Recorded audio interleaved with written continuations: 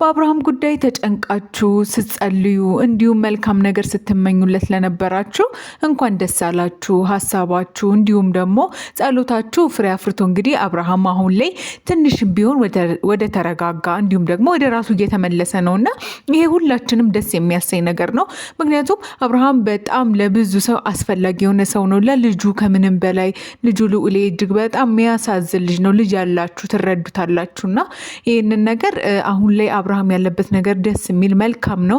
ነገር ግን ሙሉ ለሙሉ የአብርሃም ጤነኛና ደና መሆንን የማይፈልጉ እስከሚመስል ድረስ ነው እንግዲህ አጠገቡ ያሉ ሰዎች አሁንም ድረስ እያዋከቡት ተረጋግቶ ኑሮውን እንዳይኖር እንግዲህ ገና እንግዲህ ሳያገግም ነገሮችን እያሯሯጡ እንግዲህ ወደማይሆን ነገሮች ሊጨምሩት እየተሯሯጡ ነው እና አሁን ላይ የደረሰን መረጃ ግን በኤፍሬም ጉዳይ እጅግ በጣም አጠራጣሪና ኤፍሬም ላይ እየታየ ያለ አንድ ጉዳይ አለ። ውድ ቤተሰቦቻችን እሱን ለእናንተ የምናደርሳችሁ ይሆናል ማለት ነው። ሰላም ጤና ይስጥልኝ ውድ የሀገሬ ልጆች፣ በሀገር ውስጥም ከሀገር ውጭም ያላችሁ ፈጣሪ ሰላሙን ጤናውን ያድላችሁ። በያላችሁበት ሰላም ሁኑልን። እንግዲህ ለዚህ ቤተሰብ አዲስ ከሆናችሁ ባካችሁን ሰብስክራይብ በማድረግ ቤተሰብ አድርጉን።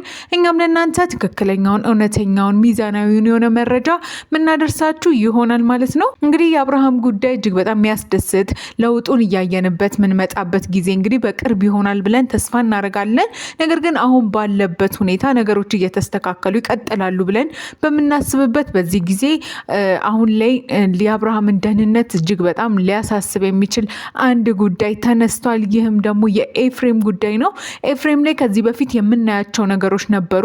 እንደው አሁን ትክክለኛውና እውነተኛውን ነገር እንነጋገር ከተባለ ማንም ሰው በዚህ ሰዓት ላይ አብርሃም ሙሉ ጤነኛ ነው ብሎ የመናገር አቅሙ ያለው አይመስለንምም፣ ትክክልምም አይደለም። ስለዚህ አሁን ላይ እስካሁን ድረስ እንግዲህ ኤፍሬም ላይ እየታየ ያለው ባህሪ፣ ኤፍሬም እያሳየ ያለው ንግግር ትክክል ያልሆነ መንገድ ነውና እስኪ ልብ ብላችሁ ታዝባችሁ እዩት። እስከዛሬ አብርሃም ከታመመበት ነገሮች ከተቀያየሩበት ጊዜ ጀምሮ የኤፍሬምን ነገሮች እስኪ ተመልከቱ።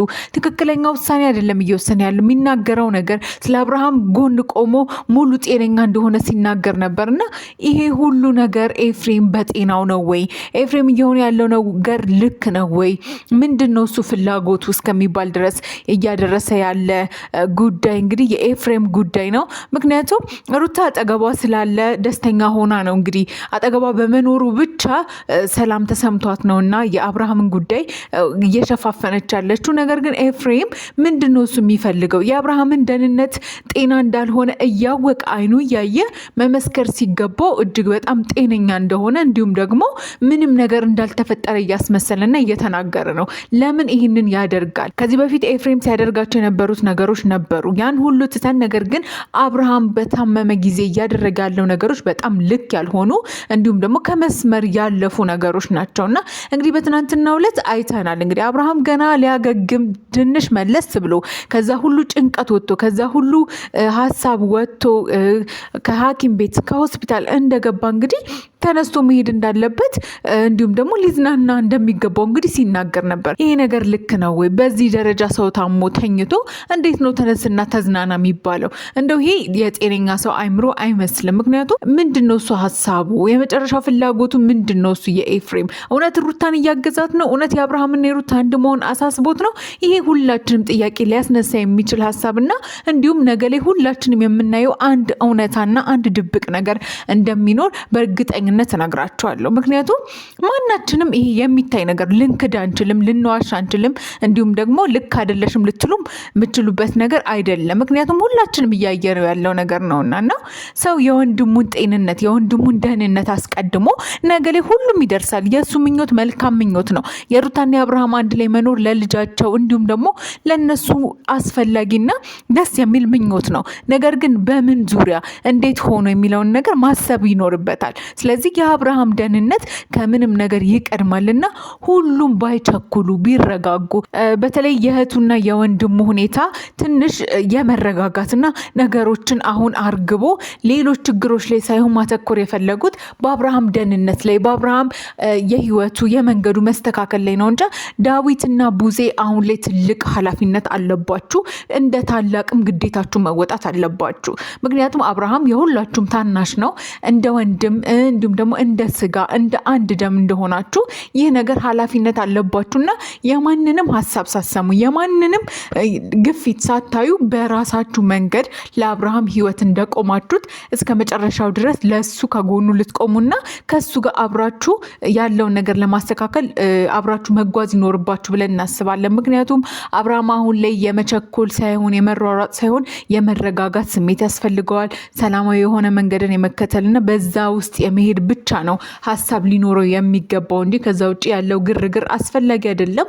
እንግዲህ ሁሉም እርስ በርሳቸው ሲነቋቆሩ እንዲሁም ደግሞ እርስ በርሳቸው የማይሆን ቃላትን ሲለዋወጡ እያየን ነው። ይህ ልክ አይደለም። የታመመ ሰው አስተኝቶ እዛ መከራከር፣ መሰዳደብ፣ የማይሆን ቃላትን ማውጣት ራሱ ደስ የማይል ነገር ነው። ነገ ልትተዛዘቡበት የምትችሉበትን ነገር ነው አሁን ላይ እያደረጋችሁ ያላችሁ። ስለዚህ አብርሃም ትናንትና በሕክምና በኩል መሰጠት ያለበትን አገልግሎት ሊያገኝ ያንን መንገድ ጀምሯል። ቀጣይ ደግሞ በሃይማኖታዊ በእምነቱ መንገድ ደግሞ ሄዶ ሁሉም መፍትሄ ያለው ፈጣሪ እጅ ነውና ከፈጣሪ ደግሞ የተሻለውን ያገኛልና ከሱም ጋር እንዲነጋገር እምነቱን የሚከተልበት ቦታ በመሄድ እዛ አገልግሎቱን ማግኘት ከፈጣሪ ጋር መነጋገር ራሱን ማዳመጥ ለራሱ ጊዜ መስጠት በዚህ ሰዓት ለአብርሃም ትክክለኛውና እውነተኛው መንገድ ነውና ያንን መከተል ይገባዋል እንላለን። ከዛ ውጭ ግን ኤፍሬም ላይ የሚታየው ነገር ልክ አይደለም። ሁላችንም ይሄ ነገር ልክ አይደለም ልንል ይገባል። ለአብርሃም ቅድሚያ መስጠት ይኖርበታል። ለወንድሙ ቅድሚያ መስጠት ይኖርበታል። የእሱ ፍላጎት የሩታና የአብርሃም አንድ ላይ መሆን ከሆነ ይሄ ትክክል ነው። ነገር ግን ማስኬድ ያለበት ይህንን ነገር ማካሄድ ያለበት የአብርሃምና የሩታ አንድ ላይ ሆኖ ማየት የሚፈልግበትን መንገድ ማስተካከል ይኖርበታል። የወንድሙን ጤና አስቀድሞ ነገ ላይ ደግሞ ለተሻለ ነገር ጠል ይችላል። ነገር ግን አሁን ባለበት ሁኔታ ደህና ነው እያሉ ሕክምና ድረስ ሄዶ ራሱን ስቶ ወርቆ እሱ ራሱ መኪና ሲነዳ እኮ እየተንቀጠቀጠ ነበር ሆስፒታል እስኪደርሱ። እንግዲህ ይህን ሁሉ ነገር ያየ ሰው እንግዲህ እስካሁን ለአብርሃም ደህና ነው እንዲሁም ደግሞ መዝናናት አለበት በዚህ ሰዓት ብሎ ሌላ ጭንቀት ሌላ ሀሳብ ይፈጥራል እና ይሄ ልክ ያልሆነ ነገር ነው። ይሄ ልጅ ልዝናና ብሎ ይዘውት ቢሄዱም እኮ የባሰ ግርግርና ጭንቀት ውስጥ ገብቶ የባሰ የአእምሮ መሳት ያጋጥመዋልና ባካችሁን አንዳንዴ ከልባችን ይሁን የምናደርገው ነገር እንዲሁም ደግሞ ፍላጎታችን የኛን ሳይሆን አጠገባችን ያሉትን ሰዎች ማስቀደም ይኖርብናል። ከምንም ነገር በላይ ደግሞ ጤና ቀዳሚ ነውና ለወንድምህ ጤና እንዲሁም ደግሞ ለአካል ክፋይ ጤና ቅድሚያ መስጠት ይኖርብሃል። በዚህ አጋጣሚ ግን ኤፍሬም ላይ ራሱ አንድ የሆነ ጠበቅ ያለ ጉዳይ እንዳለና ሰሞኑን ያ ነገር እንደሚወጣ እየተነገረ ይገኛል። እንግዲህ የኤፍሬምን ቀጣይ እያደረገ የነበረውን እንዲሁም ደግሞ የሚያደርገውን ነገር በግልጽ የምናይ ይሆናል። እንግዲህ እስከዛ ግን ምንም ነገር አብርሃም ላይ ባያደርግ ባይገፋው ለማይሆን ነገር ባያሯሩጣውና ባያስቸኩለው ጥሩ ነው። ለጤናው ቢያስብለት መልካም ነው። እንግዲህ ወደ ቤተሰቦቻችን የአብርሃምን እንግዲህ ደህና መሆን ሁላችንም ከልባችን እንመኛለን። እናንተም የራሳችሁን ሀሳብ ኮመንት ላይ ያስፍሩልን። ለዚህ ቤተሰብ አዲስ ከሆናችሁ ደግሞ ባካችሁን ሰብስክራይብ በማድረግ ቤተሰብ አድርጉን። እኛ ለእናንተ ትክክለኛውን እውነተኛውን መረጃ ምናደርሳችሁ ይሆናል። በያላችሁበት ፈጣሪ ሰላሙን ጤናውን ያድላችሁ። እንወዳችኋለን። ሰብስክራይብ ማድረጓን እንዳትረሷት።